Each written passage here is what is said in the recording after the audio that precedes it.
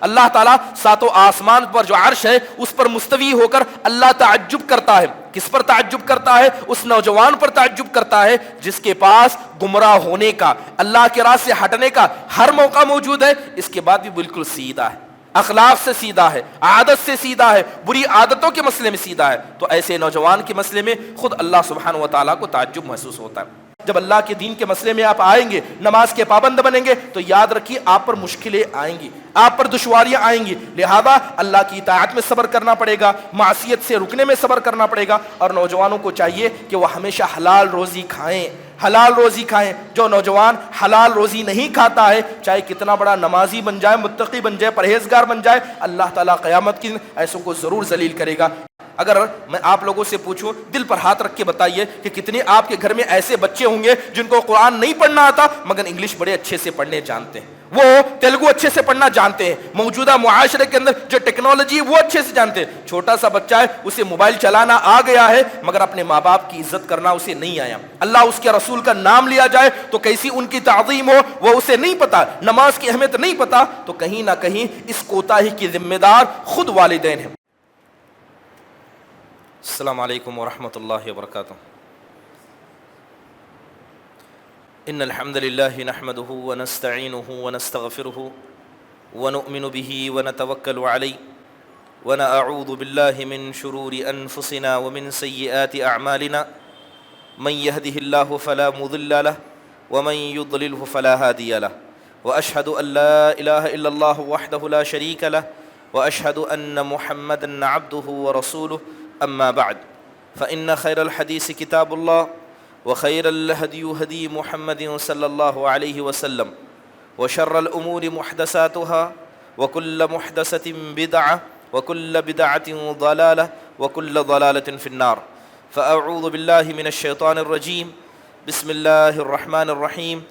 يا أيها الناس اتقوا ربكم الذي خلقكم من نفس واحدة وخلق منها زوجها وبث منهما رجالا كثيرا ونساء واتقوا الله الذي تساءلون به والأرحام إن الله كان عليكم رقيبا. يا أيها الذين آمنوا اتقوا الله حق تقاته ولا تموتن إلا وأنتم مسلمون. يا أيها الذين آمنوا اتقوا الله وقولوا قولا سديدا يصلح لكم أعمالكم ويغفر لكم ذنوبكم ومن يطع الله ورسوله فقد فاز فوزا عظيما. وقال الله سبحانه وتعالى إن الشيطان لكم عدوا فاتخذوه عدوا. وقال تعالى كما أخرج أبويكم من الجنة. محترم و معزز صدر اجلاس، معزز علماء اکرام، عمائدین جماعت و جمعیت، محترم حاضرین و حاضرات، بلا کسی مقدمے کے مجھے عنوان دیا گیا کہ نوجوانوں میں اخلاقی بگاڑ، اس کا اسباب و علاج. یہ بات ہم سب جانتے ہیں کہ جب سے اللہ تبارک و تعالیٰ نے اس دنیا کو وجود بخشا ہے، اسی وقت سے لے کر اللہ تعالیٰ نے ہم انسانوں کی رشد و ہدایت کے لیے وہ تمام چیزیں مہیا کرا دیں جن کی ضرورت ایک انسان کو پڑ سکتی ہے. کیونکہ یہ بات ہم سب جانتے ہیں کہ جب اللہ تعالیٰ نے ہمارے باپ آدم علیہ السلام کو پیدا کیا تو اسی روز اول سے ایک دشمن بنی نوع انسان کا ایسا بن گیا جو اپنی دشمنی میں لگا ہوا ہے. وہ دشمن کوئی معمولی شخص نہیں ہے. اس کی طاقت، اس کا غلبہ اور اس کی طاقت کا اندازہ اس اعتبار سے لگایا جا سکتا ہے کہ اس نے اللہ تعالیٰ سے چیلنج کیا. اللہ تعالیٰ سے کہا کہ اللہ، میں تیرے بندوں کو ضرور گمراہ کروں گا، میں سیدھے سے آؤں گا، میں پیچھے سے آؤں گا، کبھی دائیں سے آؤں گا، کبھی بائیں سے آؤں گا، اور تو اپنی قدرت کے بعد، اپنی ہزاروں نشانے کے باوجود اپنے بندوں کو بہت ہی کم شکر گزار پائے گا. یہ دشمن کون ہے؟ یہ دشمن شیطان ہے. اللہ تعالیٰ اسی کا ذکر کرتے ہوئے کہتا ہے ان الشیطان لکم عدوا. اے انسانوں، اس بات کو جان لو کہ شیطان تمہارا دشمن ہے. فاتخذوہ عدوا. تو اس شیطان کو اپنا دشمن سمجھو، اس شیطان کو اپنا دشمن سمجھو اور اس سے دشمنی نبھاؤ. پھر اللہ تعالیٰ کہتا ہے کہ انما یدعو حزبہ لیکونوا من اصحاب السعیر. شیطان کیا کرتا ہے؟ شیطان اکیلا نہیں آتا ہے بلکہ وہ اپنے لاؤ و لشکر کو لاتا ہے اور چاہتا ہے کہ جس طرح وہ اور اس کا لشکر جہنمی بنا ہے تم بھی اس کے ساتھ اس کے جہنمی ساتھی بن جاؤ. ایک دوسری جگہ اللہ تعالیٰ کہتا ہے وَلَا تَتَّبِعُوا خُطُوَاتِ الشَّيْطَانِ کہ بنی آدم، اے انسانوں، تم شیطان کی پیروی نہ کرو اس لیے کہ تمہارا کھلا دشمن ہے. اگر شیطان کی دشمنی کا اندازہ لگانا ہو کہ آخرکار شیطان ہم سے کس قدر دشمنی کر سکتا ہے یا کس قدر دشمنی اس سے کی ہے، تو اس بات سے اندازہ لگایا جا سکتا ہے کہ جب حضرت آدم علیہ الصلاۃ والسلام کو اللہ تعالیٰ نے دنیا میں وجود بخشا تو سب سے پہلے اس نے ہمارے باپ کے ساتھ دشمنی کی. حضرت آدم کو جنت سے نکلوا دیا. اور اس کی دشمنی کی ایک زندہ علامت یہ بھی ہے کہ آپ دیکھیں کہ جب بھی دنیا کے اندر کوئی معصوم بچہ پیدا ہوتا ہے جس کا کوئی گناہ نہیں، یہاں تک کہ اللہ کے نمائندہ اللہ تعالیٰ کی جانب سے طے کیے ہوئے فرشتے بھی اس پر کوئی گناہ نہیں لکھتے، وہ معصوم بچہ دنیا میں آتے ہی شیطان اسے تکلیف پہنچاتا ہے، شیطان اسے زور سے کچوکا لگاتا ہے، یہاں تک کہ وہ بچہ پیدا ہونے کے بعد تیزی سے چیخنے اور چلانے لگتا ہے. تو آپ تصور کر سکتے ہیں کہ شیطان ہمارا کس قدر دشمن ہے. محترم حاضرین، اس دشمن کا غلبہ سب سے زیادہ انسانوں کے اندر جس مرحلے میں جس طبقے پر اس کا غلبہ دیکھا جا سکتا ہے وہ جوانی ہے. جوانی یہ انسان کی زندگی کے اندر ایک ایسا مرحلہ ہے کہ جب یہ مرحلہ آتا ہے تو انسان کو سوچنے کا، کچھ کرنے کا اور انقلابی جذبہ جسم کے اندر، دماغ کے اندر، دل کے اندر کچھ اس طرح بس جاتا ہے کہ انسان کو کچھ کرنا ہے، یا تو خیر کرنا ہے یا تو شر کرنا ہے، انسان کو کرنا ہے. اب شیطان ہمیشہ کیا کرتا ہے؟ اسی مرحلے کو خصوصی طور پر وہ ٹارگٹ بناتا ہے اور چاہتا ہے کہ اس مرحلے میں لوگ سب سے زیادہ اس کے دلدادہ بن جائیں. یہی وجہ ہے کہ اسلام نے انسان کی زندگی میں خصوصی طور پر جوانی کی بڑی اہمیت بیان کی ہے. اگر جوانی کی اہمیت کو سمجھنا ہے تو حضرت عبداللہ بن عباس رضی اللہ عنہ کا ایک بہترین قول جس کے اندر وہ فرماتے ہیں کہ ما بعث نبی الا وهو شاب، فرماتے ہیں کہ اللہ تعالیٰ نے جتنے بھی لوگوں کو نبی بنایا یا جن کو نبی بنا کر بھیجا گیا وہ سب کے سب نوجوان تھے. پھر فرمایا ولا اوتی العلم الا وهو شاب، اور اسلام کی یا انسانوں کی تاریخ پڑھ کر دیکھو کہ اللہ نے جتنوں کو بھی علم دیا وہ سب کے سب نوجوان تھے. جوانی کی حالت میں نبی بنایا گیا، جوانی کی حالت میں اللہ تعالیٰ لوگوں کو علم دیتا ہے. پھر ابن عباس رضی اللہ عنہ قرآن سے 3 حوالے دیتے ہوئے کہتے ہیں اگر تمہیں اور دلیل چاہیے تو قرآن پڑھو. اللہ تعالیٰ کہتا ہے قالوا سمعنا فتن، کہ ہم نے ایک نوجوان کے بارے میں سنا. یہ نوجوان کون تھا؟ جو اپنے قوم کے سامنے کھڑا ہوا، جس نے بتوں کی ایک ریلی دیکھی، سارے بتوں کو توڑ کر ایک بڑے بت کو چھوڑا اور اس کے گلے میں کلہاڑی کو چھوڑا. یہ نوجوان کون تھا؟ یہ حضرت ابراہیم علیہ الصلاۃ والسلام تھی. وَإِذْ قَالَ مُوسَىٰ لِفَتَاهُ، اور یاد کرو حضرت موسیٰ کی جوانی کو کہ جب حضرت موسیٰ سے پوچھا گیا کہ وقت میں سب سے بڑا عالم کون ہے تو حضرت موسیٰ نے اپنا نام چنا، تو اللہ تعالیٰ نے انہیں ایک نوجوان کی طرف رہنمائی کرتے کہا کہ وہ تم سے بھی زیادہ علم رکھنے والا ہے. انہم فتیۃ آمنوا بربہم، اگر نوجوانوں کی تاریخ پڑھنا ہے تو جاؤ ان نوجوانوں کے بارے میں دیکھو جنہوں نے وقت کے بادشاہ کی مخالفت کی اور ایک اللہ تعالیٰ پر ایمان لائے. یہ کون تھے؟ یہ اصحاب کہف کے لوگ تھے. محترم حاضرین، جوانی اسلام کے اندر ایک بڑا مقام رکھتی ہے کیونکہ انسان زندگی کے اندر 3 مرحلوں سے گزرتا ہے. ایک بچپن کا مرحلہ، ایک جوانی کا مرحلہ اور ایک بڑھاپے کا مرحلہ. ان 3 حصوں میں اگر دیکھا جائے کہ اللہ تعالیٰ کو سب سے زیادہ عبادت کس مرحلے میں پسند ہے، ہم سب جانتے ہیں کہ جوانی کے مرحلے میں جو بندہ عبادت کرتا ہے یہ عبادت اللہ کو سب سے زیادہ پسند ہے. اللہ یہ نہیں پسند چاہتا کہ بوڑھے لوگ ہی فجر کی نماز میں شریک ہوں اور جوان سوتے رہیں، کمانے میں نوجوان آگے ہوں اور عبادت میں نوجوان پیچھے ہوں، بلکہ اللہ کے نبی علیہ الصلاۃ والسلام نے کئی حدیثوں میں اس بات کی وضاحت کر دی ہے اور فرمایا ہے کہ نوجوانی کی عبادت یہ اللہ کو پسند ہے. بڑی مشہور حدیث ہے، اللہ کے نبی فرماتے ہیں سبعۃ یظلھم اللہ فی ظلہ، کہ 7 قسم کے ایسے خوش نصیب ہوں گے جو اللہ تعالیٰ کے عرش کے قیامت کے دن سائے میں رہیں گے. قیامت کے دن اللہ کا عرش کا سایہ ان کو نصیب ہوگا. اس کے اندر اللہ کے نبی نے فرمایا شاب نشا فی عبادت اللہ، اس کے اندر ایک ایسا نوجوان بھی ہوگا جس نے اپنی زندگی کے سارے مرحلے کو، ساری زندگی اس نے اللہ تعالیٰ کی عبادت میں گزاری ہوگی۔ محترم حاضرین، یاد رکھیے کہ جوانی میں انسان کو گمراہ ہونے کے لیے ہزاروں راستے کھلے نظر آئیں گے۔ ایک مرتبہ شیطان اسے شہوت کے دروازے سے یاد دے گا، کبھی مستقبل کے فکر سے اس کی طرف آئے گا، کبھی اہل خانہ کی طرف، کبھی اولاد کا نام لے کر، اور کبھی معاشرے میں سٹیٹس کا نام لے کر شیطان ہر اعتبار سے نوجوان کے پاس آتا ہے۔ لیکن اس کے بعد بھی اگر کوئی نوجوان سیدھا ہے، اخلاق کے اعتبار سے سیدھا ہے، عقیدے کے اعتبار سے سیدھا ہے، بری عادتوں کے مسئلے میں سیدھا ہے، تو یاد رکھیے ایسے نوجوان کے مسئلے میں اللہ تعالیٰ بھی تعجب کرتا ہے۔ اللہ تعالیٰ عرش پر مستوی ہے۔ حدیث کے اندر اللہ کے نبی علیہ الصلوۃ والسلام فرماتے ہیں ان اللہ لیعجب من الشاب لیس له صبوہ، اللہ تعالیٰ ساتوں آسمان پر جو عرش ہے اس پر مستوی ہو کر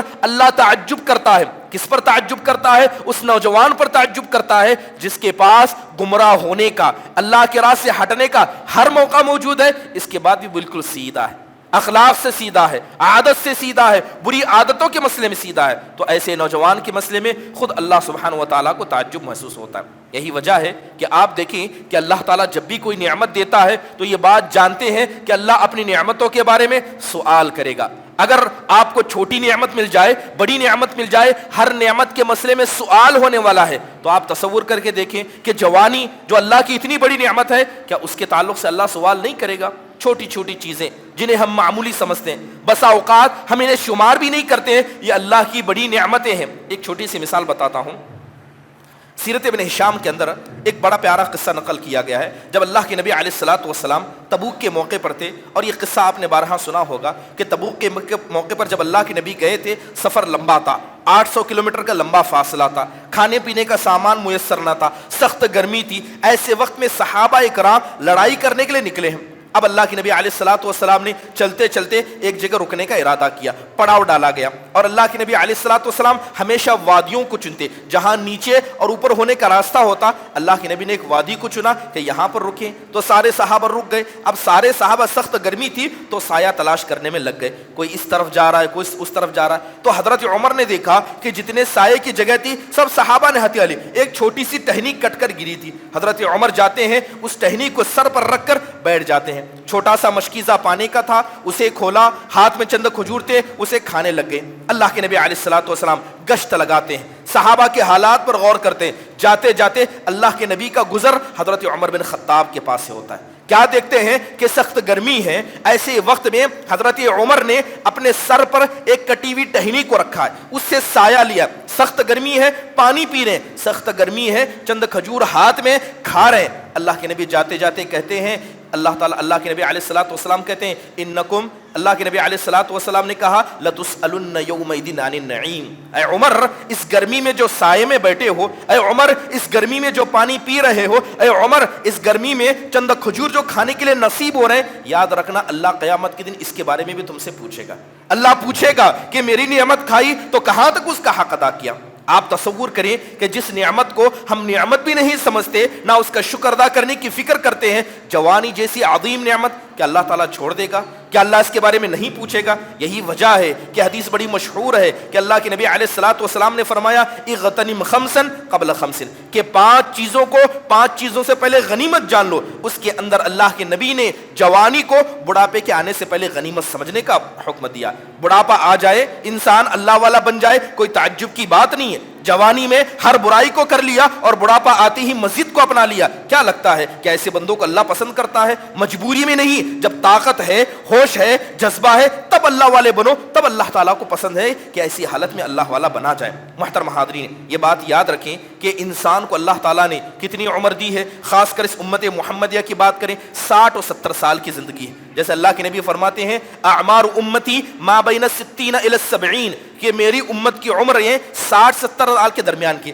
60 سے 70 سال کی عمر ہی ہم کو ملے گی۔ اس کے اندر سب سے زیادہ بڑی عمر یہ جوانی کی ہوتی ہے۔ بچپن کی عمر بھی تھوڑی ہے، بڑھاپے کی عمر بھی تھوڑی ہے، مگر جوانی کا مرحلہ سب سے بڑا مرحلہ ہے۔ اسی لیے حدیث کے اندر آپ علیہ الصلوۃ والسلام فرماتے ہیں کہ لا تزول قدم ابن آدم، کہ لوگ اللہ کے سامنے آئیں گے، قیامت کے دن سب کو کھڑا کیا جائے گا اور کسی بھی انسان کو اجازت نہیں ہوگی کہ اپنے قدم کو آگے کرے یا پیچھے کرے جب تک کہ وہ 4 چیزوں کے سوالات کا جواب نہ دے دے۔ اس میں کیا ہوگا؟ اللہ تعالیٰ پوچھے گا ان عمرہ فیما افنا، اللہ پوچھے گا اے بندے میں نے تجھے زمین کے اوپر رکھا تھا، کیا میرا احسان نہیں تھا؟ اللہ نے تجھے قبر کے نیچے نہیں رکھا بلکہ زمین کے اوپر رہنے کا موقع دیا۔ اللہ پوچھے گا کہ اس عمر کو تو نے کہاں پر گزارا؟ عمر میں جوانی بھی آتی ہے لیکن جوانی کی اہمیت کے پیش نظر عمر کے سوال کے بعد خصوصی طور پر اور ایک مزید سوال جوانی کے حوالے سے ہوگا۔ پوچھا جائے گا وعن شبابہ فیما ابلاہ، کہ اس جوانی کے بارے میں ہمیں بتاؤ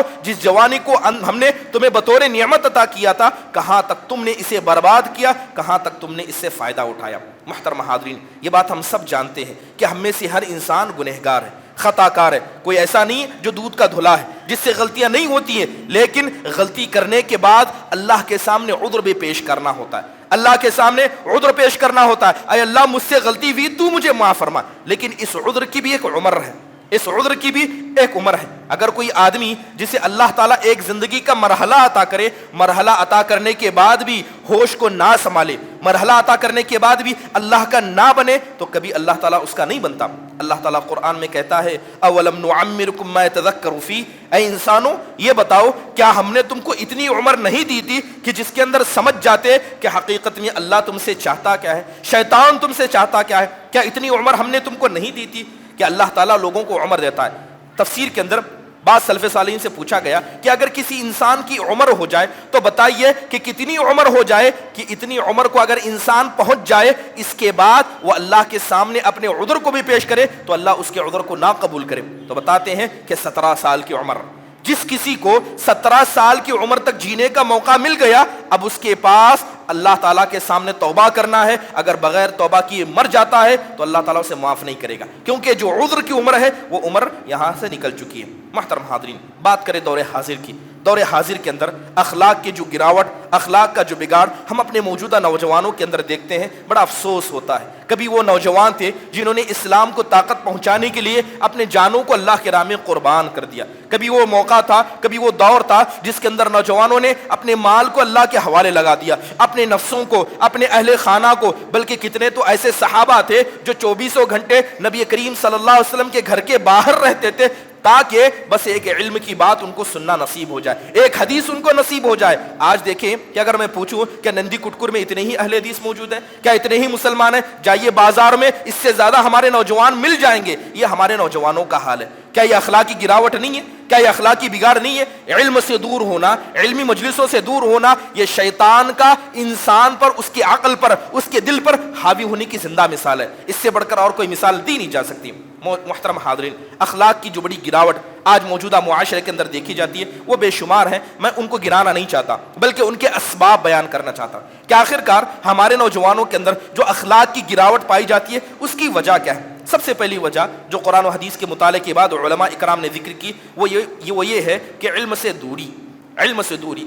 جو قوم اللہ تبارک و تعالیٰ کے دیے ہوئے علم سے اور اسی طرح بطور نعمت، بطور شرف جو علم اللہ تعالیٰ نے ہم مسلمانوں کو دیا ہے قرآن و حدیث کے ذریعے، اس علم سے دور ہونا یہ گمراہی کی سب سے پہلی وجہ ہے، اخلاق میں بگڑنے کی پہلی وجہ ہے۔ یہی وجہ ہے کہ اللہ کے نبی علیہ الصلاۃ والسلام نے فرمایا طلب العلم فریضۃ علی کل مسلم، کہ جو بھی مسلمان مرد ہے، جو بھی مسلمان خاتون ہے، اس کا بنیادی علم حاصل کرنا ضروری ہے۔ آپ کا بچہ ABCD پڑھے لکھے کوئی فرق نہیں پڑتا، آپ کا بچہ آگے چل کر دنیا کے معاملات جانے نہ جانے کوئی فرق نہیں پڑتا، لیکن اس بات سے اللہ اس کے رسول کو اور ہم مسلمانوں کو فرق پڑنا چاہیے کہ آپ کا بچہ دینی علم جانتا ہے کہ نہیں جانتا، شرک کیا ہے، توحید کیا ہے، بدعت کیا ہے، نماز کی اہمیت کیا ہے، حرام کمائی کی کیا مذمت ہے۔ اگر یہ آپ نے اپنے اولاد کو نہیں سکھایا، مطلب سمجھ لیجئے کہ بگاڑ کی پہلی وجہ یہی علم کا نہ ہونا ہے۔ یہی وجہ ہے کہ امام سیوطی رحمہ اللہ علیہ اپنی کتاب کے اندر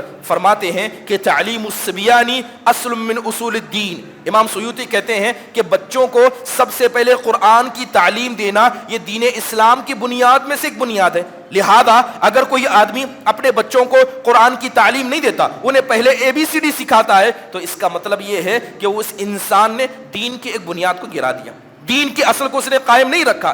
اگر میں آپ لوگوں سے پوچھوں دل پر ہاتھ رکھ کے بتائیے کہ کتنے آپ کے گھر میں ایسے بچے ہوں گے جن کو قرآن نہیں پڑھنا آتا مگر انگلش بڑے اچھے سے پڑھنے جانتے ہیں، وہ تیلگو اچھے سے پڑھنا جانتے ہیں، موجودہ معاشرے کے اندر جو ٹیکنالوجی ہے وہ اچھے سے جانتے ہیں۔ چھوٹا سا بچہ ہے، اسے موبائل چلانا آ گیا ہے مگر اپنے ماں باپ کی عزت کرنا اسے نہیں آیا، اللہ اس کے رسول کا نام لیا جائے تو کیسی ان کی تعظیم ہو وہ اسے نہیں پتا، نماز کی اہمیت نہیں پتا، تو کہیں نہ کہیں اس کوتاہی کی ذمہ دار خود والدین ہیں۔ محترم حاضرین، ضروری ہے کہ ہم اپنے اولاد کو تعلیم دیں۔ کس کی تعلیم دیں؟ سب سے پہلے عقیدے کی تعلیم دیں، شرک کی گندگی کی تعلیم دیں، بدعات کے حوالے سے بچائیں، اور اسی طرح بچوں کو جو بنیادی علم دیا جاتا ہے، مثال کے طور پر حیا، آپ جانتے ہیں کہ حیا کا نظام ہونا بہت ضروری ہے، اور اسلام نے بچوں کی تعلیم میں ہمیشہ حیا کو مقدم رکھا ہے۔ قرآن کی آیت کریمہ ہے، ایک حدیث ہے، اللہ کے نبی علیہ الصلوۃ والسلام فرماتے ہیں ان لکل دین خلقا وان خلق الاسلام الحیا۔ اللہ کے نبی کہتے ہیں کہ اسلام یہ اخلاق کا بڑا جمگھٹا ہے، اسلام کے اندر بہت سارے اخلاق ہیں مگر ان اخلاقوں کا سردار یہ حیا ہے۔ لہذا جس نے اپنے اولاد کو حیا کی تعلیم دی، سمجھ لیجئے کہ اسلام کے اخلاق کا ایک بڑا حصہ اس نے اپنے بچوں کو ادا کیا۔ اگر میں آپ سے پوچھوں کیا سچ میں ہمارے گھروں کے اندر حیا کا نظام ہے؟ آپ یہ بات جانتے ہیں کہ ایک بچہ ہے، 4 سال کی عمر کا بچہ ہے، چاہے لڑکا ہے یا لڑکی، اسلام کا حکم ہے، اللہ تعالیٰ نے کہا کہ اگر وہ بچہ اپنے ماں باپ کے کمرے میں بھی آنا چاہے تو اجازت لے کر داخل ہو، کیونکہ یہ حیا کا نظام ہے۔ جیسے مثال کے طور پر اوقات کا ذکر کیا، فجر کے بعد کا وقت، ظہر کے بعد کا وقت، عشاء کے بعد کا وقت، یہ اوقات ایسے ہیں کہ اگر آپ کا بچہ 4 سال کا بھی ہو اور اپنے ماں باپ کے کمرے میں بھی داخل ہونا چاہتا ہے تو اجازت لے کر داخل ہو۔ اب بتائیے کیا یہ قرآن کا حکم نہیں ہے؟ کیا یہ حدیث کا حکم نہیں ہے؟ کتنے ایسے ماں باپ ہیں جنہوں نے اس کے بارے میں اپنے اولاد کو بتایا بھی ہوگا؟ انہیں اولاد کے بارے میں کوئی فکر نہیں۔ حیا کا نظام ضروری ہے۔ جو ماں باپ اپنے بچوں کو حیا نہیں سکھاتے، بچپن سے نہ حیا کی تعلیم دیتے ہیں، خود ماں باپ کے پاس زبان کے حیا نہیں ہے، بچوں کے سامنے گالی دینا، برے الفاظ پیدا کرنا، اور اسی طرح بچوں کے سامنے جھوٹ بولنا، اور یہ ساری بری نمونے بچوں کے سامنے پیش کیے جاتے ہیں۔ محترم حاضرین، خواتین اگر گھر کے اندر بچیاں ہیں تو انہیں تعلیم دی جائے، چاہے لڑکا ہو یا لڑکی ہو، انہیں نگاہ کی حفاظت کی تعلیم دی جائے۔ اللہ تعالیٰ کہتا ہے قل للمؤمنین یغضوا من ابصارہم، اے نبی صلی اللہ علیہ وسلم آپ مومنوں سے کہیے کہ وہ اپنے نگاہوں کی حفاظت کریں، اور خاص کر اگر گھر کی بچیاں ہیں، گھر کے اندر خواتین ہیں، تو انہیں بچپن سے تعلیم دی جائے کہ ان کا گھر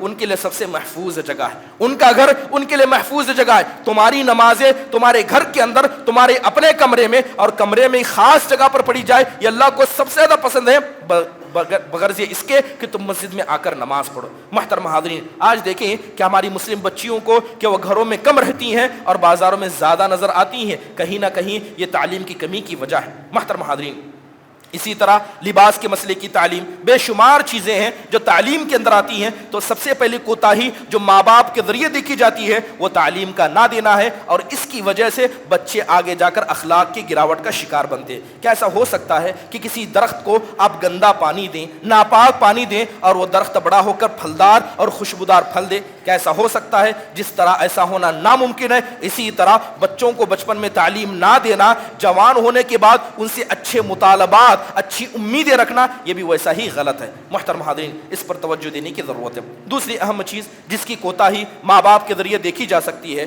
اور یہ اخلاق کے بگاڑ کی بڑی وجہ ہے، یہ تربیت کی کوتاہی ہے۔ ماں باپ اپنے بچوں کو بچپن سے تربیت نہیں دیتے، تربیت سے دور رکھتے ہیں۔ یہی بچے جوان ہو کر جب اخلاقی گراوٹ کا شکار بن جاتے ہیں تو ماں باپ شکوے شکایت کرتے ہیں، اللہ سے شکایت کرتے ہیں، علماء کے سامنے آ کر شکایت کرتے ہیں، اپنے دوستوں کے سامنے شکایت کرتے ہیں۔ یہی وجہ ہے کہ اسلام نے ہمیشہ تربیت پر زور دیا ہے۔ اللہ تعالیٰ قرآن میں کہتا ہے وَأْمُرْ أَهْلَكَ بِالصَّلَاةِ وَاسْتَبِرْ عَلَيْهَا، اے نبی صلی اللہ علیہ وسلم آپ اپنے اہل خانہ کو نماز کا حکم دیجئے اور اس پر پابند بنیے۔ نماز کی پابندی آپ کیجئے، اپنے اہل خانہ کو کرائیے۔ محترم حاضرین، ضروری ہے کہ نماز کی تعلیم، آپ جانتے ہیں کہ جیسے ہی بچہ 7 سال کا ہو، اسلام کیا کہتا ہے کہ اسے نماز کی تعلیم دی جائے۔ 10 سال کا ہو جائے نماز نہ پڑھے تو اس پر اسلام مارنے کا حکم دیتا ہے۔ یقیناً یہ اسلام کا ایک بنیادی نظام ہے، یہ تربیت کا حصہ ہے، اس پر غور کرنا ضروری ہے۔ محترم حاضرین، اسی طرح بچوں کے ساتھ نرمی کرنا یہ اسلامی تربیت کا ایک حصہ ہے۔ آج دیکھا جاتا ہے کہ 4 سال کا بچہ ہے، 5 سال کا بچہ ہے، 6 سال کا یا اس سے بڑی یا کم عمر کا بچہ ہے، ماں باپ اپنا ہاتھ اٹھانے میں کبھی نہیں سوچتے، مگر تربیت کے مسئلے میں اتنے ہی پیچھے رہتے ہیں۔ بچے نے اگر کسی کو گالی دے دیا، بچے نے کلاس میں نمبر کم لایا، بچہ کیا ہے کسی کے ساتھ کچھ غلط الفاظ استعمال کیا، تو ماں باپ اپنے بچوں کو مارنے لگتے ہیں۔ لیکن وہی بچہ نماز کو چھوڑ دے، وہی بچہ کیا ہے اللہ اس کے رسول کے مسئلے میں بے حرمتی کہے، تو ماں باپ کو غصہ بالکل نہیں آتا۔ ضروری ہے کہ آپ اپنے بچوں کے ساتھ نرمی کریں اور تربیت کا پہلو اختیار کریں، کیونکہ حدیث کے اندر اللہ کے نبی نے فرمایا اذا اراد اللہ بأہل بیت خیرا ادخل فیہم الرفق۔ اللہ کے نبی کہتے ہیں کہ اللہ تعالیٰ جس گھر میں خیر کا ارادہ کرتا ہے اللہ نرمی کو داخل کرتا ہے۔ ماں باپ اگر نرم دل، نرم زبان، نرم مزاج ہوں گے تو سمجھ لیجئے کہ اللہ تعالیٰ نے ایسے گھر والوں کے ساتھ نرمی کا ارادہ کیا ہے۔ لہذا اپنی اولاد کے مسئلے میں باپ کو بھی نرم ہونا پڑے گا اور اسی طرح ماؤں کو بھی نرم ہونا پڑے گا، کیونکہ یہ نرمی تربیت کا ایک اہم حصہ ہے۔ بچوں کو مارنا، بیجا مارنا، بچوں کو گالی دینا اور نماز میں قدوہ نہ بننا، یہ ساری کی ساری چیزیں تربیت کی کوتاہی میں آتی ہیں۔ سلف صالحین میں کسی سے پوچھا گیا یہ بتائیے ہم اپنی اولاد کی تربیت کیسے کریں؟ کیا پوچھا گیا کہ میں اپنی اولاد کی تربیت کیسے کرے، تربیت کا طریقہ بتائیے؟ تو سلف صالحین میں سے بعض نے کہا لاعب ابنک سبعا وادبہ سبعا وصاحبہ سبعا ثم اترک الحبل علی غارمہ۔ کہتے ہیں کہ جب بچہ پیدا ہو جائے تب سے لے کر 7 سال تک بچوں کے ساتھ خوب کھیلو، بچوں کے ساتھ ہنسی مذاق کرو، ان کی ہر ضرورت کو پورا کرو، یہاں تک کہ بچے پیدا ہونے سے 7 سال تک ان کا دل پوری طریقے سے تم سے لگ جائے۔ پھر فرماتے ہیں وَأَدِّبْهُ سَبْعًا، 7 سے لے کر 14 سال تک اپنے بچوں کو ادب سکھاؤ، ماں باپ کا ادب سکھاؤ، والدین کا، گھر والوں کا، پڑوسوں کا ادب سکھاؤ، اللہ کا ادب سکھاؤ، رسول صلی اللہ علیہ وسلم کا ادب سکھاؤ، قرآن کا ادب سکھاؤ، جو ادب اسلام نے بتایا ہے وہ 7 سے لے کر 14 سال تک سکھاؤ۔ پھر فرماتے ہیں وَصَاحِبْهُ سَبْعًا، 14 سے لے کر 21 سال کی عمر تک بچوں کو اپنے ساتھ رکھو، جب باہر جاؤ تو اپنے ساتھ رکھو، گھر میں رہو تو اپنے ساتھ رکھو۔ 7 سال بچوں کے ساتھ کھیلو تماشا کیا، 7 سال ادب سکھایا اور 7 سال بچوں کو ساتھ رکھا۔ جب بچہ اتنا کرنے کے بعد 21 سال کا ہو گیا تو سلف صالحین کہتے ہیں پھر اس کے بعد اونٹ کو اللہ کے حوالے کرتے رسی کو چھوڑ دو، تمہاری تربیت یہاں پر مکمل ہوگی۔ محترم حاضرین، یہ تربیت کے کچھ چرندہ نقوش ہیں جو ہمارے سلف صالحین نے ہمارے سامنے چھوڑے ہیں اور یہ بتاتے ہیں کہ تربیت اتنی اہم ہے کہ اگر آپ اللہ کی ذات پر بھروسہ بھی کرنا چاہتے ہیں تو ضروری ہے کہ پہلے آپ تربیت کریں۔ تربیت نہ کر کے، اسباب کو اختیار نہ کر کے اللہ پر اعتماد کرنا، اللہ پر بھروسہ کرنا، یقیناً یہ ناقص اعتماد شمار کیا جاتا ہے۔ محترم حاضرین، ہمارے یہاں نوجوانوں میں اخلاقی برائی جو پائی جاتی ہے اس کی بڑی وجہ یہ بھی ہے کہ نوجوان اپنے مقصد زندگی کو بھلا چکے ہیں۔ نوجوانوں کو نہیں پتا کہ اللہ نے کیوں پیدا کیا۔ آج ہمارا نوجوان جب صبح آنکھ کھولتا ہے تو اسے پتا چلتا ہے کہ گھر کے اندر بہن ہے، گھر کے اندر ماں ہے، گھر کے اندر باپ ہے جو چاہتا ہے کہ ہم کما کر لائیں۔ صبح اٹھتے ہیں کمانے کی نیت سے، دوڑ دھوپ کرتے ہیں کمانے کی نیت سے۔ یقیناً یہ نیتیں اللہ اس کے رسول کی چاہت کے اعتبار سے نہیں ہے۔ اگر نوجوان آپ سے پوچھے کہ اللہ نے آپ کو کیوں پیدا کیا ہے، سب کہیں گے کہ اللہ نے عبادت کے لیے پیدا کیا۔ یہ نوجوان دنیا کمانے میں تو آگے ہے مگر اللہ کی عبادت میں، اللہ سے تعلق پیدا کرنے میں اتنا ہی پیچھے۔ جب نوجوانوں نے اپنے مقصد زندگی کو بھلا دیا، شیطان نے ایسے نوجوانوں کو اپنا چارہ بنا لیا۔ لہذا جو نوجوان شیطان کا چارہ بن جائیں سب سے پہلے اخلاقی گراوٹ کا شکار بن جاتے ہیں۔ تو ضروری ہے کہ نوجوانوں کو اپنے مقصد زندگی کو یاد رکھنا ہوگا۔ یہی وجہ ہے کہ اللہ کے نبی علیہ الصلوۃ والسلام نے بڑی ایک پیاری مثال دیتے ہوئے کہا مثل الذی یذکر ربہ والذی لا یذکر کمثل الحی والمیت، کہ جو آدمی اللہ کو یاد کرتا ہے، جو اللہ کو یاد نہیں کرتا، اس کی مثال ایک زندہ اور مردہ کی طرح۔ جو نوجوان اللہ کو یاد کرتا ہے، نماز کا پابند ہے، نوافل کا پابند ہے، اذکار کا پابند ہے، وہ اللہ کے نزدیک زندہ ہے۔ اور جو نوجوان چلتا پھرتا ضرور ہے مگر اللہ سے بے تعلق ہے، دنیا پرست ہے، شہوت پرست ہے، اللہ کے نزدیک وہ چلتی پھرتی لاش ہے۔ مر جائے گا کوئی پرواہ نہیں، دعا مانگتے ہوئے ختم ہو جائے گا کوئی پرواہ نہیں۔ یقیناً اللہ تبارک و تعالیٰ ایسوں کا خیال کرتا ہے، کیونکہ اللہ تعالیٰ کا قانون ہے ان تنصر اللہ ینصرکم ویثبت اقدامکم، اللہ کے دین کی مدد کرو اللہ تمہاری مدد کرے گا۔ اگر اللہ کے دین کو بھول جاؤ گے اللہ تمہیں ابھی بھی اور قیامت کے دن بھی یقیناً بھول جائے گا۔ محترم حاضرین، ہمارے نوجوانوں کو دیکھا جاتا ہے کہ آج دین سب سے زیادہ کسی کے پاس اجنبی ہے تو ہمارے نوجوانوں کے پاس ہے۔ بوڑھوں کو پتا ہے کہ نماز ضروری ہے، بچوں کو تربیت دی جا رہی ہے کہ نماز ضروری ہے، کیا نوجوان اس نماز کو یاد رکھتے ہیں؟ کیا نوجوان اللہ اس کے رسول کی اطاعت کو، ان دینی مجالس کو یاد رکھتے ہیں؟ نوجوان دین کے مسئلے میں اجنبی ہو چکے ہیں۔ محترم حاضرین، قرآن مجید میں اللہ تبارک و تعالیٰ نے کچھ کافروں کی مثال بیان کی۔ کافروں کی مثال بیان کرتے ہوئے اللہ کہتا ہے والذین کفروا یتمتعون ویأکلون کما تأکل الانعام والنار مثوی لہم۔ اللہ تعالیٰ کہتا ہے کہ کافروں کی مثال ایسی ہے جنہوں نے دنیا کو انٹرٹینمنٹ کی جگہ سمجھا، مزہ لینے کی جگہ سمجھا۔ ہوٹلوں میں جانا ہے، کھانے سے مزہ لینا ہے، اچھا گدا اے سی سے مزہ لینا ہے، گھومنا ہے اس میں مزہ لینا ہے، دنیا کے ہر چیز میں مزہ لینا ہے۔ اللہ کہتا ہے کہ ہمارے یہاں کافروں کی مثال یہ ہے جنہوں نے دنیا کو مزہ لینے کی جگہ سمجھا۔ وہ کھاتے تو ایسے ہیں جیسے جانور کھاتے ہیں، ان کے کھانے کا کوئی مقصد نہیں ہے۔ والنار مثوی لہم، اللہ کہتا ہے کہ ایسے لوگوں کا بہترین ٹھکانہ جہنم ہے۔ اگر میں پوچھوں کہ معاف فرمائیے کیا ہمارے نوجوان ایسے ہی نہیں ہیں؟ ان کو کھانے میں مزہ چاہیے، ان کو سونے میں مزہ چاہیے، ان کو شادی میں مزہ چاہیے، اپنا نام دکھانے میں مزہ چاہیے، اچھی بائک خریدنے میں مزہ چاہیے، موبائل دکھانے میں مزہ چاہیے، اچھے کپڑے پہننے میں مزہ چاہیے۔ کیا اللہ تعالیٰ کی عبادت میں ان کو یہ مزہ آتا ہے؟ جن لوگوں نے دنیا کو اپنا مسکن سمجھا اور دنیا کو سب کچھ سمجھا، وہ دنیا کے لیے فنا ہونے کے لیے تیار ہیں۔ ایسی ہی نوجوان یقیناً یہاں پر کافروں کی مثال ان پر بھی طے آتی ہے۔ ضروری ہے کہ نوجوان اللہ والے بنے اور اپنے مقصد زندگی کو یاد رکھے۔ نوجوانوں کو یاد دلانا ہوگا کہ اپنے والدین کی خدمت کرنا یہ دین کا حصہ ہے۔ اگر اللہ کو راضی کرنا ہے تو اپنے والدین کی خدمت کرو۔ خدمت کا مطلب صرف بیوی کو خوش کرنا، ان کی ضرورتوں کو پوری کرنا، لوگوں کے سامنے اپنے سینے کو چوڑا کرنا نہیں ہے، بلکہ انہیں بتانا پڑے گا من سعی لوالدی فہو فی سبیل اللہ۔ اللہ کے نبی کے پاس ایک نوجوان آیا، کہنے لگا اے اللہ کے نبی یہ تو بتائیے اللہ کے راستے کا مطلب کیا ہے، اللہ کے راستے میں جانے کا مطلب کیا ہے؟ اللہ کے نبی نے اس نوجوان کو بتایا کہ من سعی لوالدی، کہ جو آدمی اپنے ماں باپ کی خدمت میں لگا رہتا ہے وہ اس آدمی کے جیسے ہے جو لڑنے کے لیے سرحد پر چلا گیا۔ یہ تصور نوجوان کے اندر پیدا کرنا پڑے گا۔ آپ نے فرمایا من قام علی نفسہ یعفها فهو سبیل اللہ، جو آدمی اپنے نفس کو پاک رکھنے کے لیے، اپنے دامن کو پاک رکھنے کے لیے جد و جہد کرتا ہے، ایسا آدمی بھی یقیناً کیا ہے؟ اللہ تبارک و تعالیٰ کی راہ میں۔ محترم حاضرین، اس کے علاوہ جو مزید اسباب پائے جاتے ہیں جس کی وجہ سے کیا ہے ہمارے نوجوانوں کے اندر اخلاقی بگاڑ پایا جاتا ہے، وہ مغربی تہذیب ہے۔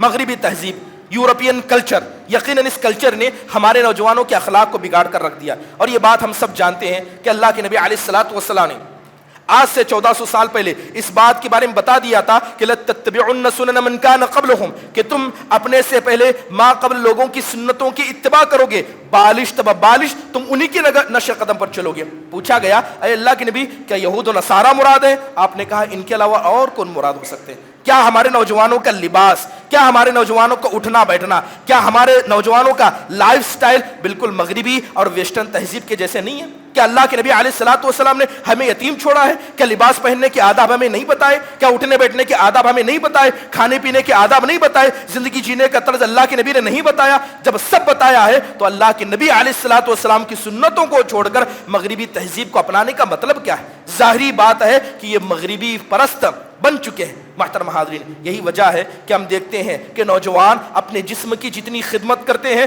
اتنی خدمت اپنے ماں باپ کی بھی نہیں کرتے، اپنے جسم کی جتنی خدمت کرتے ہیں اتنی خدمت وہ اللہ اس کے دین کی بھی نہیں کرتے ہیں۔ جبکہ شاعر کہتا ہے یا خادم الجسم کم تشقى بخدمته انت بالقلب لا بالجسم انسان۔ شاعر کہتا ہے اے جسم کی خدمت کرنے والے، اس کی خدمت میں تو کتنا تھکے گا، تجھے اللہ نے دل کی وجہ سے انسان بنایا، جسم کی وجہ سے اللہ نے تجھے انسان نہیں بنایا۔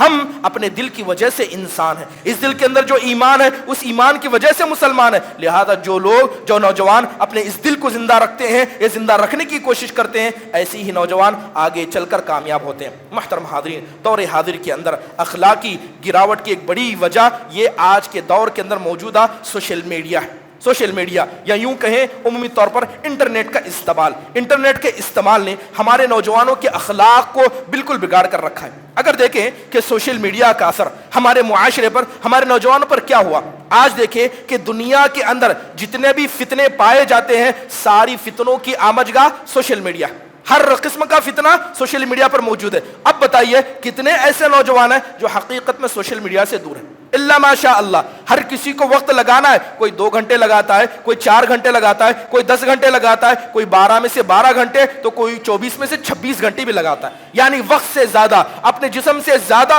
سوشل میڈیا پر لگا کر رکھا ہے۔ اس سوشل میڈیا نے ہمارے نوجوانوں کو برباد کر کے رکھ دیا۔ محترم حاضرین، اگر بات کریں سوشل میڈیا کی خرابی کی، یہ سوشل میڈیا ہر فتنے کو اپنے اندر اپنائے، علامہ ابن قیم رحمہ اللہ سے پوچھا گیا کہ فتنے کتنے قسم کے ہیں؟ علامہ ابن قیم نے 2 قسم کی بتائے، فتنۃ الشبہات، فتنۃ الشہوات۔ ایک ہوتا ہے شبہات کا فتنہ، یعنی انسان کے اندر شبہ پیدا کیا جائے، دوسرا شہوت کا فتنہ، انسان کے اندر خواہشات پیدا کی جائے۔ یاد رکھیے، جائیے سوشل میڈیا کی حقیقت کو پتہ کیجئے کہ شبہات ہو یا شہوات ہو، ہر فتنے کو سوشل میڈیا نے اپنا اڈا بنا کر رکھا ہے۔ اگر بات کریں فتنۃ الشہوات کی، کہ شہوتیں، جیسے مثال کے طور پر پیٹ کی شہوت، حرام کمائی کا ہر طریقہ آپ کو سوشل میڈیا پر نظر آئے گا۔ یوٹیوب پر مائیے، حرام کمائی کے جدید طریقے، سارے طریقے بتا دیے جائیں گے، بتا دیا جائے گا کس بینک میں کتنا لون لیا جاتا ہے، کون سی بینک، کون سا آفر، امیزن کا ہو، فلپ کارٹ ہو، آپ کو EMI پر دے گا، کتنا نہیں دے گا۔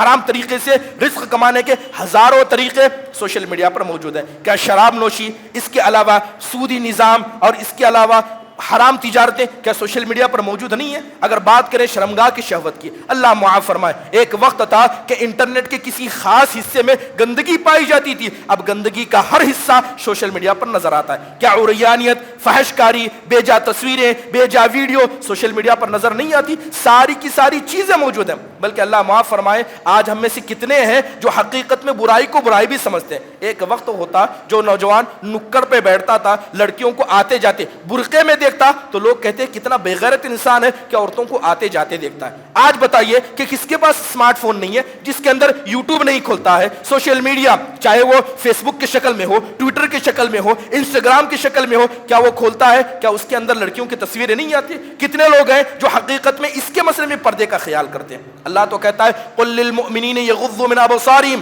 اے اللہ کے نبی مومنوں سے کہیے اپنی نگاہوں کو نیچے رکھے۔ نگاہوں کو نیچے رکھنے کا مطلب کیا سڑک ہے؟ صحیح کہا تھا اللہ کے نبی نے کہ ایک وقت آئے گا کہ دین پر عمل کرنا اتنا مشکل ہو جائے گا جس طرح آگ کے انگارے کو اپنا ہاتھ پر رہنا مشکل ہوگا۔ اگر انسان گھر کے باہر نہ جائے تاکہ کسی غیر محرم عورت پر نگاہ نہ پڑے تو گھر کے اندر یہ ایسا فتنہ بیٹھا ہے کہ 24 گھنٹے میں آپ کو مجبور کرے گا کہ آپ گھر میں رہ کر بھی ہر وہ حرام کام کر سکیں جو باہر جا کر آپ کر سکتے ہیں۔ محترم حاضرین، یہ سوشل میڈیا ہے اور اس سوشل میڈیا پر ہمارے نوجوان لگے ہوئے ہیں۔ اللہ معاف فرمائے، بہت سارے لوگوں نے دعوت کے لیے صرف سوشل میڈیا چنا ہے۔ ایسا لگتا ہے کہ دعوت سوشل میڈیا کے علاوہ کہیں ہوتی ہی نہیں ہے۔ سوشل میڈیا پر ہر قسم کا فتنہ موجود ہے۔ اس کے علاوہ مال کا فتنہ، حرام تجارتیں، یا اسی طرح جو دھوکے کی زندگی دکھائی جاتی ہے۔ ہمارے نوجوان سب سے زیادہ کس سے متاثر ہیں؟ ایکٹروں سے، کرکٹروں سے دیکھتے ہیں کہ زندگی گزار رہے ہیں، اور یقین جانیے سوشل میڈیا سے بڑھ کر دھوکے کی زندگی نہیں ہے۔ آپ جائیے سوشل میڈیا پر ان لوگوں کو دیکھیے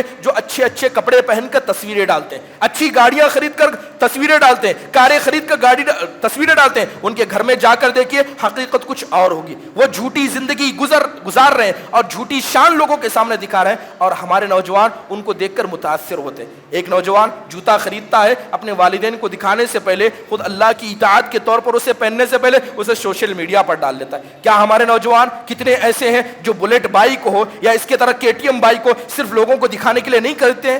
کیا یہ سارے کام ہمارے نوجوان بچے نہیں کر رہے ہیں؟ یہ کہاں سے آیا؟ یہ سب سوشل میڈیا کے غلط استعمال یا اس کے غلط اثر کی وجہ سے ہوا۔ محترم حاضرین، میرا وقت ختم ہوتا جا رہا ہے۔ یقیناً اگر بات شبہات کی کریں، شبہات، ہر قسم کے شبہات سوشل میڈیا پر موجود ہیں۔ یقین جانیے نبی کریم صلی اللہ علیہ وسلم کی بیویوں کے مسئلے میں، آپ علیہ الصلوۃ والسلام کے ذات کے مسئلے میں، اسلام کے نظام کے مسئلے میں، چاہے وہ عورتوں کے حوالے سے ہو، لوگ سوشل میڈیا پر سوال اٹھاتے کیا اسلام نے عورتوں پر ظلم نہیں کیا؟ کیا اسلام اپنی عورتوں کو گھر میں قید کر کے نہیں رکھتا؟ کیا ایک ہی ماں باپ سے پیدا ہونے والے 2 بچوں کے بیچ میں اگر لڑکا ہے تو آدھا ملے گا، لڑکی ہے تو لڑکے کا آدھا ملے گا؟ کیا اسلام اس طرح کا ظلم نہیں کرتا؟ اس طرح کے سوالات دن بدن سوشل میڈیا پر اٹھائے جاتے ہیں، اور کتنے ہمارے ایسے نوجوان ہیں جو اس کے اندر ملوث ہو جاتے ہیں۔ محترم حاضرین، بتانے کا مقصد یہ ہے کہ یہ سارے اسباب ہیں جن کی وجہ سے ہمارے ہم گمراہی کو دیکھتے ہیں۔ محترم حاضرین، اس کا علاج کیا ہے؟ علاج بہت ساری بنیادی چیزیں ہو سکتی ہیں۔ سب سے پہلے علاج بنیادی طور پر ذکر کیا جائے، نوجوانوں کو چاہیے کہ وہ اپنے تعلق کو اللہ سے مضبوط کرے۔ جو آدمی جتنا اللہ سے اپنے تعلق کو مضبوط کرے گا، یقیناً شیطان اس سے اتنا ہی دور بھاگے گا۔ شیطان اس سے دور بھاگے گا۔ جیسے کہ آپ تصور کریں، بس اذان دی جاتی ہے، اللہ اکبر کا نعرہ اس ممبر و محراب سے لگایا جاتا ہے، شیطان بھاگتا ہے، صرف اللہ کے ذکر سے شیطان بھاگتا ہے. لیکن اگر کوئی نوجوان اللہ تبارک و تعالیٰ کی دین کو، اللہ کی محبت کو، رسول صلی اللہ علیہ وسلم کی محبت کو دل میں جگہ دے گا، کیا ایسے دل کو شیطان اپنی آمجگاہ بنا سکتا ہے؟ کبھی ایسا نہیں ہو سکتا. نوجوانوں کو ضروری ہے کہ وہ جان لیں، اس بات کو یقین کر لیں اور اپنے دل میں گانٹھ باندھ لیں کہ یہ دین ہی انہیں عزت دینے والا ہے، یہ دین ہی انہیں آگے کرنے والا ہے، یہ دین ہی انہیں سربلندی دینے والا ہے. دوسری اہم چیز ہے، نوجوانوں کو سمجھنا چاہیے کہ اللہ تعالیٰ نے جس امت میں انہیں پیدا کیا ہے یہ خیر امت ہے، یہ امتوں میں سب سے بہترین امت ہے. اس بات کا بھی فخر نوجوانوں کو یاد رکھنا چاہیے اور نوجوانوں کو مقصد زندگی کو یاد رکھنا چاہیے. اس کے علاوہ نوجوانوں کو چاہیے کہ سب سے پہلے وہ اپنے نفس کی اصلاح کریں، اپنے نفس کی اصلاح کریں، کیونکہ نوجوان یا تو خیر کا قدوہ بنے گا یا شر کا قدوہ بنے گا. آج جو چھوٹے چھوٹے معصوم بچے ہمارے پاس موجود ہیں وہ اپنے سے جوان بچوں کو دیکھ کر سیکھتے. اگر نوجوان نمازی ہوں گے، پابندی ہوں گے، حلال و حرام کی تمیز کرنے والے ہوں گے تو یہ چھوٹے بچے جو آپ کو دیکھ رہے ہیں آپ ان کے لیے قدوہ بنیں گے، جیسے کہ اکثر صحابہ چھوٹے صحابہ کے لیے قدوہ بنتے تھے. ہمارے نوجوانوں کو چاہیے کہ وہ دوسروں کے لیے قدوہ بنیں. اس کے علاوہ نوجوانوں کو چاہیے کہ وہ اپنے لیے زندہ مثال یا بہترین قدوہ اگر کسی شخصیت کو بنائے وہ جناب محمد الرسول اللہ صلی اللہ علیہ وسلم ہو. اٹھنے میں، کھانے میں، پینے میں، ہر مسئلے میں نبی کریم صلی اللہ علیہ وسلم کو قدوہ بنائیں. اسی طرح نوجوانوں کو چاہیے کہ وہ اپنی جوانی کی حفاظت کریں، وہ جوانی کی اہمیت کو جانیں. اکثر باتوں میں کہا جاتا ہے اگر مرد ہو تو یہ کر کے دکھاؤ. آپ نے یہ جملہ اکثر نوجوانوں نے سنا ہوگا. اللہ تعالیٰ بھی کچھ نوجوان بچوں کا، کچھ مردوں کا ذکر کرتا ہے. اللہ کہتا ہے رجال لا تلہیہم تجارت ولا بیع عن ذکر اللہ. اللہ تعالیٰ کہتا ہے اللہ کے نزدیک حقیقی مرد تو وہ ہیں جنہیں تجارتیں اور خرید و فروخت یہ اللہ کے ذکر سے نہیں روکتے. آپ کمائیں گے، کھائیں گے، لیکن اللہ کے ذکر سے نہیں رکیں گے، اللہ کے ذکر میں لگے رہیں گے. حقیقی طور پر اسلامی اعتبار سے یہ مرد ہے، حقیقی طور پر اسلامی اعتبار سے مرد ہے. اس کے علاوہ جب اللہ کے دین کے مسئلے میں آپ آئیں گے، نماز کے پابند بنیں گے تو یاد رکھیے آپ پر مشکلیں آئیں گی، آپ پر دشواریاں آئیں گی. لہذا اللہ کی اطاعت میں صبر کرنا پڑے گا، معصیت سے رکنے میں صبر کرنا پڑے گا. اور نوجوانوں کو چاہیے کہ وہ ہمیشہ حلال روزی کھائیں، حلال روزی کھائیں. جو نوجوان حلال روزی نہیں کھاتا ہے چاہے کتنا بڑا نمازی بن جائے، متقی بن جائے، پرہیزگار بن جائے، اللہ تعالیٰ قیامت کے دن ایسوں کو ضرور ذلیل کرے گا. اس کے علاوہ موجودہ معاشرے میں جو بہت ساری ایسی گمراہ تنظیمیں موجود ہیں، جو گمراہ فکریں موجود ہیں، ان سے بھی ہمارے نوجوانوں کو بچنا چاہیے. یہی کچھ بنیادی باتیں تھیں. اللہ تعالیٰ سے دعا ہے کہ اللہ تعالیٰ ہمارے نوجوانوں کی اصلاح فرمائے اور جو باتیں کہی گئی ہیں اللہ ہم سب کو اس پر عمل کرنے کی توفیق نصیب فرمائے. اقول قولی ھذا واستغفر اللہ لی ولکم ولسائر المسلمین من کل ذنب فاستغفروه انه هو الغفور الرحیم. السلام علیکم ورحمۃ اللہ وبرکاتہ.